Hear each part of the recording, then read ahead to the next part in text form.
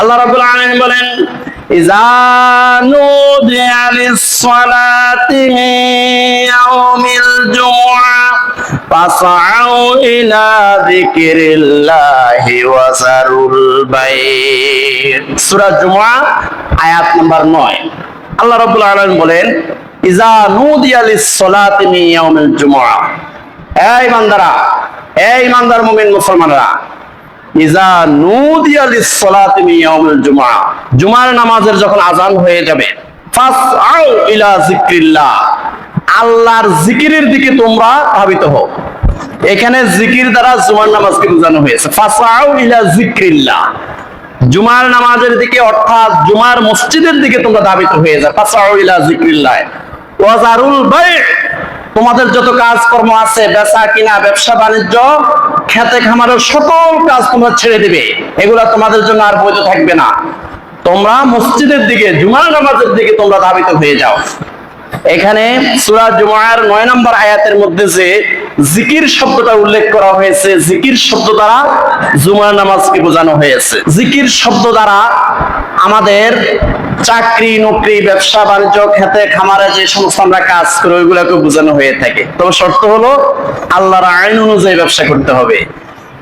রাসূলুল্লাহ সাল্লাল্লাহু আলাইহি ওয়াসাল্লামের বিধান অনুযায়ী, সুন্নত তরিকা অনুযায়ী আমাদের চাকরি নকরি, ব্যবসা বাণিজ্যগুলো করতে হবে।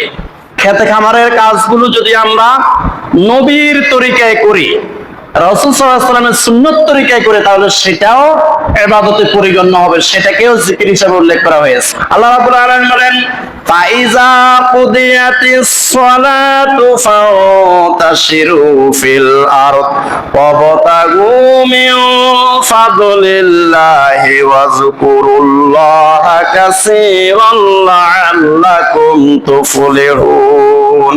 সূরা জুমআ আয়াত নাম্বার 10। আল্লাহ রাব্বুল আলামিন বলেন, ফাইজা কুদিয়াতিস সালাতু ফান্তাশিরু ফিল আরদ।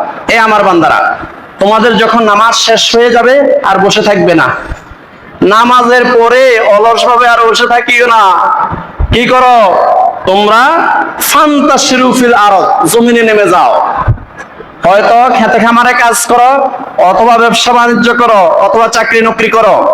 ফান্তাশিরু ফিল আরদ ওয়াবতাগু মিন ফাদলিল্লাহ, আল্লাহর পক্ষ থেকে রিজিক তালাশ করো।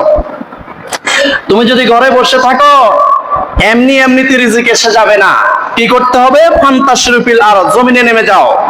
আল্লাহর এই জমিনে তোমরা রিজিক তালাশ করো। ওয়াজকুরুল্লাহা কাসীরান লাআল্লাকুম তুফলিহুন, আর তোমরা আল্লাহর জিকির বেশি বেশি করে করো, তাহলে তোমরা সফল হবে। এখন এই জিকির দ্বারা কাজ কর্ম, চাকরি নকরি, ব্যবসা বাণিজ্যকে বোঝানো হয়েছে। তোমরা যদি আল্লাহর নির্দেশ মোতাবেক নবীর সুন্নত তরিকায় যদি তোমরা জমিনে যদি তোমরা খাটো, জমিনে যদি তোমরা কাজ করো, জমিনে যদি তোমরা ব্যবসা বাণিজ্য করো, লাআল্লাকুম তুফলিহুন, তাহলে তোমরা সফল হবে। সূরা জুমআর 10 নম্বর আয়াতে কারিমা দ্বারা বোঝানো হয়েছে এই আমাদের কাজকর্ম, চাকরি নকরিটাও জিকির, তবে শর্ত হলো আল্লাহর নির্দেশ মোতাবেক নবীর সুন্নত তরিকায় করতে হবে, তাহলে সেটাও ইবাদতে পরিগণ্য হবে।